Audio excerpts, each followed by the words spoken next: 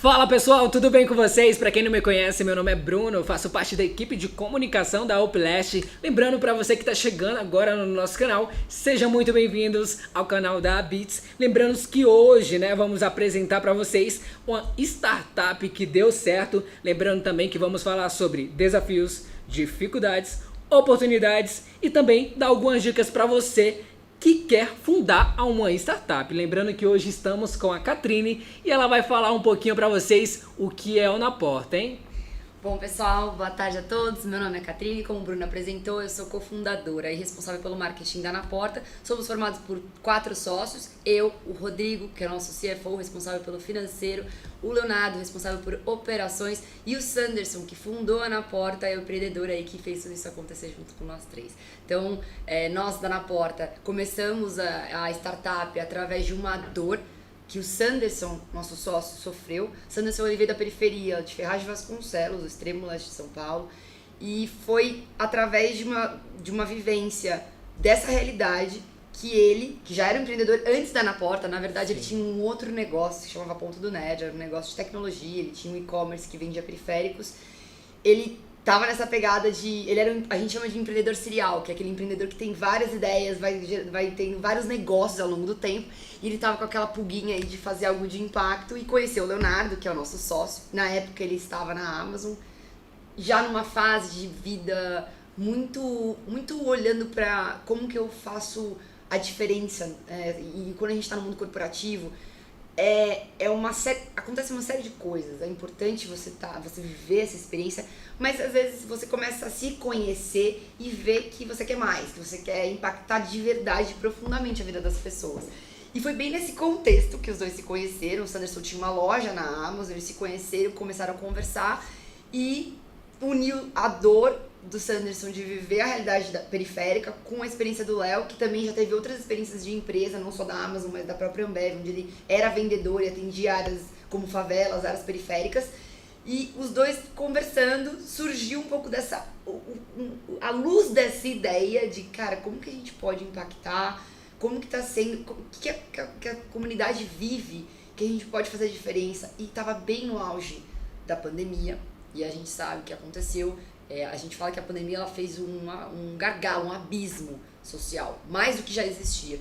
Porque ao mesmo tempo que o asfalto estava vivendo uma realidade de ultra aceleração da tecnologia, as empresas estavam falando de same day delivery, que a entrega é no mesmo dia. Ela estava falando sobre blockchain, cadeia 4.0, a logística avançada, tal. A favela estava, por um outro lado, tentando sobreviver, tentando empreender na vida para fazer o negócio acontecer. Então virou um abismo. E aí, nessa conversa, de tentar ver como que a gente traz soluções e entendendo esse cenário, a gente viu uma luz do tipo, como que a gente traz essa realidade que o asfalto está vivendo, do e-commerce, da tecnologia, da conveniência, que só se falava disso, para a favela, que hoje não tem. E aí começou a conversar sobre isso, e aí foi que surgiu Na Porta. E é engraçado que a gente estava numa incubadora, chamava Founder Institute, ela era uma aceleradora incubadora, com uma outra ideia na época, que não era da Na Porta, que não deu certo. A ideia não deu certo. Era uma ideia de impacto também, que eu não vou entrar muito no detalhe, mas não deu certo. E aí eu lembro que um dos mentores falou assim, a gente aposta muito nos fundadores, porque uma das coisas da startup não é somente sobre a tua ideia, mas é sobre quem você é e como você faz aquele negócio acontecer. É muito sobre o como, porque ideias são replicáveis, mas o como você faz é muito de cada pessoa. E aí eles falaram assim, cara, a gente aposta muito no Sanderson, que estava no início da aceleração. Então a gente, por mais que essa ideia anterior não tenha dado certo, a gente vai te dar 30 horas, tranquilo, 30 horas, pra criar uma nova empresa.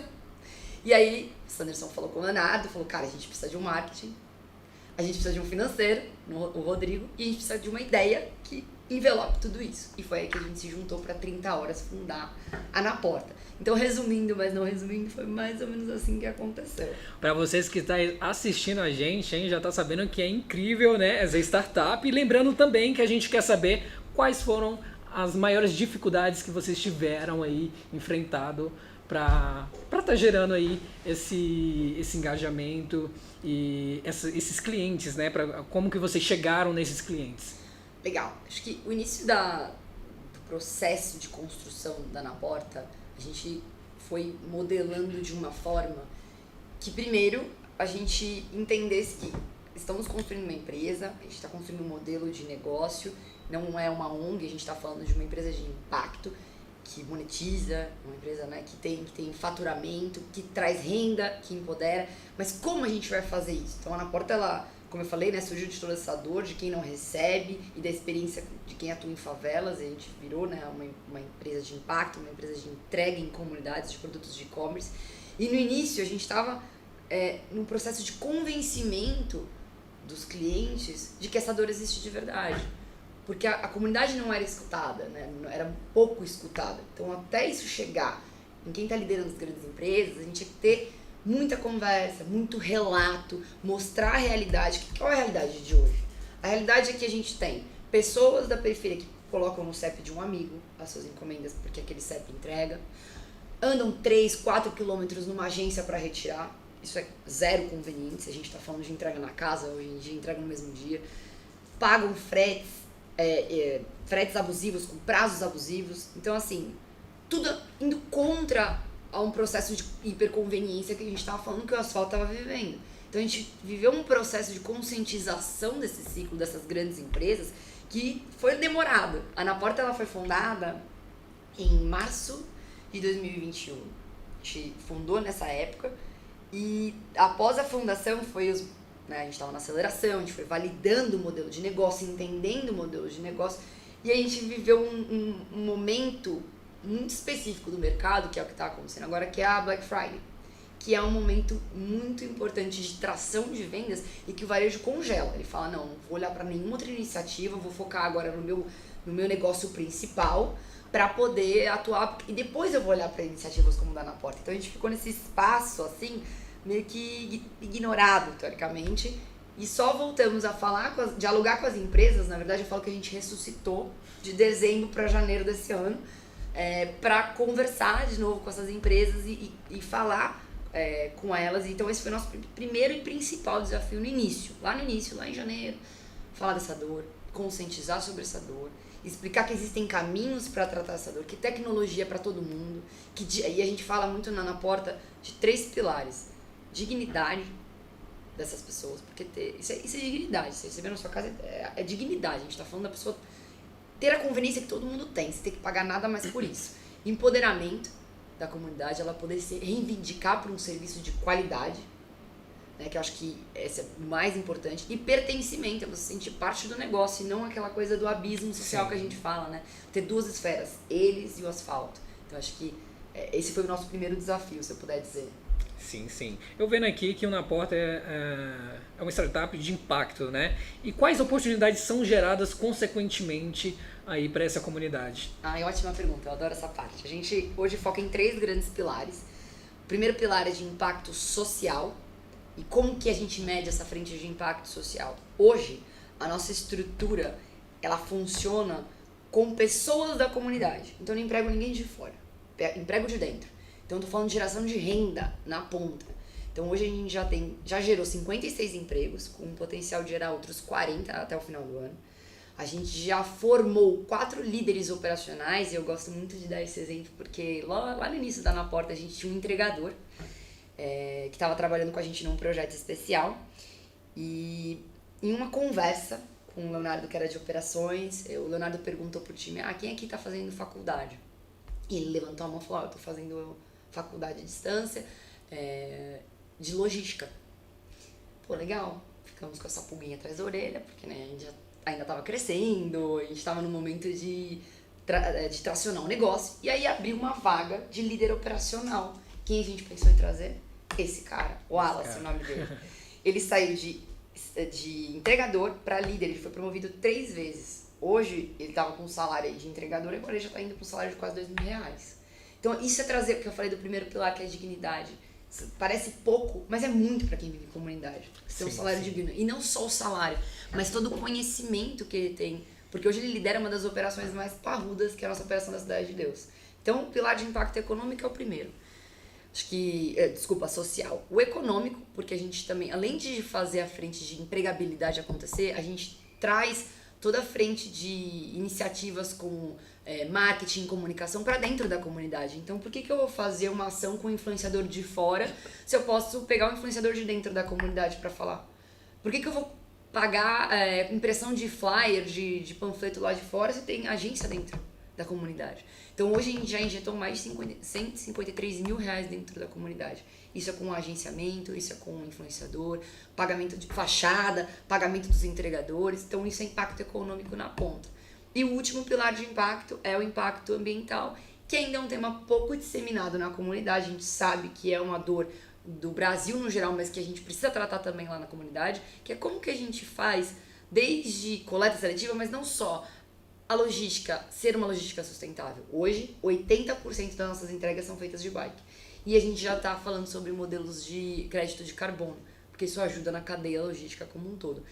E a gente viu também, e isso foi aprendendo, né, no dia a dia da logística e tudo mais, que a entrega de bike abre portas de trabalho. Porque o morador da comunidade, ele não tem dinheiro para comprar uma moto. E eu vou falar, não, que você não vai trabalhar, se a bike cumpre a mesma função. E eu tenho muitos entregadores que entregam mais, às vezes, de bike do que de moto. Sim, então eu gero uma oportunidade de emprego, renda e pertencimento muito grande. Então acho que se eu pudesse resumir, mas não resumindo, são esses os 3 principais pilares de impacto. Sim, sim. E uma pergunta também que não quer calar, né? Que eu acho que é uma pergunta norteadora agora da nossa conversa. Lembrando que essa pergunta, a gente quer saber um pouquinho se o Na Porta participou de algum projeto de aceleração de startup, né? E se esse processo de aceleração ele ajudou no engajamento do Na Porta. Legal. A gente participou sim, logo no início, antes até da Na Porta ser Na Porta, a gente participou de uma aceleração na Founder Institute, que foi o primeiro. Ela é a maior aceleradora do Vale do Silício, ela fica no Vale do Silício, a maior aceleradora pré-seed do mundo. E ela ajudou muito a gente lá no comecinho, quando a gente estava querendo entender o nosso modelo de negócio. E a aceleradora ela é muito boa porque além dela validar o teu modelo, validar o teu formato de trabalho, ela dá aqueles vários checks assim sobre a sua ideia é de fato inovadora? Check. A sua ideia impacta de verdade na comunidade, na tua função? Check. A sua ideia é uma ideia que gera valor? Ou seja, se ela morresse no mercado, alguém sentia falta disso? Quando a gente fala de startup, a gente precisa sempre pensar nisso. Essa ideia que eu tenho, ela é uma ideia legal ou ela é uma ideia que muda de verdade? Porque quando ela muda de verdade uma vida da pessoa, ela é uma coisa que perpetua. Hoje a gente dá vários exemplos. E a gente até brinca, né? Ai, como é que seria a minha vida sem WhatsApp? Né? Eu não lembro como é que era antes como é que era antes do WhatsApp? Como é que era antes do Facebook? A gente fala agora o Instagram. Porque você nem lembra mais como é que você vivia antes daquela realidade, daquela nova realidade. E a Na Porta, quando ela passa por um processo de aceleração, é para validar exatamente isso. Essa ideia veio para ficar. E aí, com a Founder, isso foi muito validado. A gente teve várias mentorias com pessoas de mercado, pessoas que são investidoras e que trazem perspectivas de negócios diferentes. Depois da Founder, a gente foi para uma outra aceleradora chamada Inovativa, que aconteceu logo depois mesmo, assim, foi acho que questão de 2 meses. E foi muito positivo, porque foi validando muito o nosso modelo logístico. Cada aceleradora tem um perfil diferente. Mais pra frente, a gente teve uma outra aceleração pela GB Ventures, que é uma aceleradora da Boticário, que validou muitas coisas de produto, se é uma inovação, qual é a nossa estratégia de mercado, para onde a gente vai atacar, como a gente vai expandir. E a última aceleradora que a gente passou foi o Google. Então, o Google também foi uma forma de validar nosso modelo de negócio. Então, te resumindo, sim, a aceleração faz muita diferença no processo. A gente foi acelerado 4 vezes e todas essas 4 vezes foram muito boas e agregadoras porque elas agregaram de diversas formas em momentos diferentes e em maturidades diferentes da startup. Porque uma coisa é a startup iniciante, que está lá entendendo, validando se esse negócio vai acontecer, vai dar certo, que foi a primeira aceleração. Depois a gente já estava começando a ir atrás dos clientes, que foi Inovativa. Aí na GB Ventures eu já estava com o modelo faturando e agora com o Google eu já estava tracionando. Então ela me pegou em momentos diferentes. Então isso foi muito legal. Sim, sim. E a gente também sabe, né, que o Na Porta ele vem em crescimento e a gente queria saber quais regiões hoje o Na Porta atende, né? E também quais marcas ele trabalham hoje. Legal, boa. A gente atende principalmente, a gente começou no Rio de Janeiro. A gente teve uma oportunidade gigantesca lá em termos de comunidade. O Rio de Janeiro tem algumas peculiaridades com as comunidades que a gente atua. A gente falou, vamos fazer bem feito lá, para depois expandir para outras regiões. A gente começou na Cidade de Deus, depois expandimos para o Rio das Pedras. Cidade de Deus fica na zona oeste do Rio, Rio das Pedras. Depois do Rio das Pedras a gente foi para Rocinha, Mangueira, Vidigal. Só no Rio a gente está em 3 de 10. E agora a gente acabou de ir para São Paulo, na favela de Ferraz de Vasconcelos, que é aqui pertinho, né? Pertinho. Ferraz de Vasconcelos, na favela dos sonhos. Então, essas bases que a gente fala, a gente tem mini hubs, mini basezinhas de processamento. Como é que funciona? A gente recebe a mercadoria é entregue na base, ela é coletada, processada e depois ela é entregue para os nossos entregadores locais. Então, quando eu falo de estar presente, eu falo de base, de estrutura. Então, a gente tem uma base em cada uma dessas regiões. Mas essas bases me permitem atuar nas adjacências e nas proximidades. Então, eu tenho 6 bases, mas eu atuo em 28 localidades. Só no Rio são 26. E aqui em São Paulo são Lajeado e Ferraz. Minto, no Rio são 25. E a gente tem outras 3 em São Paulo, Lajeado, Poá e Ferraz. Perfeito, Catrine. Eu também vi nas redes sociais de vocês que vocês foram investidos, né, pelo Google. Poderia falar um pouquinho mais pra gente o que é, porque eu também não sei o que é isso. Você poderia falar pra gente? Claro, legal. Na verdade, essa notícia é fresquinha. A gente acabou de ser investido pelo Google. É um super reconhecimento. Mostra que a gente tá no caminho certo. E de gatilho, a gente já também tem uma super novidade, que além desse investimento, que só realmente reforça o nosso trajeto, a nossa trajetória que a gente tem feito até aqui e reconhece todas as frentes de impacto que a gente tem, também foi peça-chave para um próximo passo que a Na Porta está tendo, que é de mapeamento das comunidades. Como eu comentei com você lá no início, hoje um dos fatores que impedem das comunidades receberem é a falta de CEP. Tem muita comunidade que tem só um CEP para receber. E isso para localização é muito difícil. O CEP virtual, a solução do Google em conjunto com a Na Porta, torna essa localização possível, porque ela faz com que as comunidades, as pessoas, os moradores dessas comunidades tenham o seu único CEP, o seu CEP, para chamar de seu de verdade. A ideia é que ele tenha um código através de uma tecnologia que veja, não vou entrar no técnico, mas por latitude, longitude, entre realmente na localização e fale, olha, você mora nessa região, nesse lugar, esse é o seu CEP. E é no formato de código mesmo. E aí cada casa vai receber uma plaquinha. A gente começou com esse projeto em Ferraz de Vasconcelos, inclusive notícia aí pra todo mundo, ninguém sabe, então vocês vão ser os primeiros a saber. Nós acabamos de finalizar o mapeamento em Ferraz de Vasconcelos, então a gente pode falar que a Favela dos Sonhos é a primeira favela 100% digitalizada, o que significa que todos lá têm um CEP agora para poder chamar de seu e receber suas mercadorias. E não só isso, o CEP possibilita 1000 e outras coisas, desde emprego, acesso a documento, acesso a outros tipos de coisas como saneamento, ajudam demais também essa comunidade. Então, é basicamente isso. Maravilha, né? E também a gente queria fazer uma perguntinha, né? Qual mensagem que a Catrine deixaria para você, né? Que quer criar aí uma startup. Qual mensagem você deixaria para uma pessoa que está sonhando aí em criar uma startup? Legal. Acho que foi um momento muito bacana essa pergunta, porque eu estava num evento e uma pessoa me falou isso e me marcou. Acho que a mensagem principal é: vale tudo menos desistir. Ela falou isso e eu falei, cara, como assim vale tudo menos desistir? Porque criar algo é muito difícil, não é fácil. Em que sentido? Você vai colocar aquela ideia, vão ter pessoas que vão falar, você é louco, será que faz sentido? Mas não é muito ousado? Eu larguei o mundo corporativo para empreender.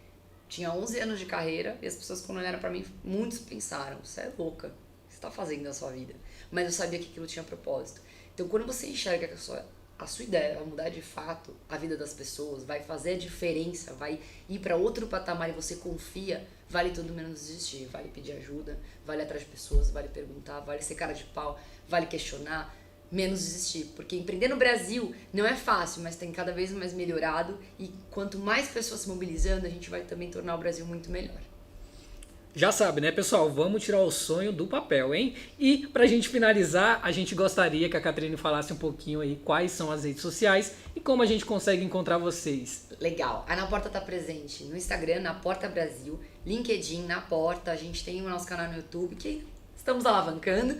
E o nosso site, naporta.digital, que inclusive, só fazendo parênteses, o nosso site, ele tem uma aba para quem é da comunidade e quer receber, então você pode colocar lá, preencher com as suas informações, quero receber na minha comunidade. Isso ajuda muito a mobilizar parceiros que queiram trabalhar com a gente. Então, por exemplo, Americanas, Mercado Livre, que inclusive acabei não falando, mas são os nossos clientes. A gente tem hoje Americanas, Mercado Livre, Riachuelo, C&A, Renner, já tivemos um case com o iFood, então a gente já está com alguns clientes aí, a ideia é que cresça ainda mais. E aí ele pode pedir, né, o cliente no site lá, falar, passar suas informações. Essas informações a gente manda para esses clientes e fala, tem comunidade querendo receber, então isso ajuda muito. Entregadores também querem ser parceiros, tem uma aba, quero ser o entregador. Clientes como o Mercado Livre, Americanas que se interessarem podem ir lá. Então entre no nosso site, lá também tem várias informações sobre o nosso negócio, o que a gente faz, outras soluções que a gente quer construir. É isso. É isso aí, pessoal. Muito obrigado para você que assistiu o nosso vídeo, acompanhou até o final, hein? Lembrando que todas as informações que a Catrine, né, passou pra gente, a gente vai deixar tudo na descrição do vídeo, hein? Então você que quer conhecer mais um pouquinho na porta, é só olhar na descrição e clicar no link que vai estar disponível para você. E para você que gostou do vídeo, é só curtir aí o nosso vídeo, se inscrever no nosso canal e ativar o sininho, hein? E lembrando também que vale compartilhar com os amigos, hein? Muito obrigado, até mais e tchau, tchau!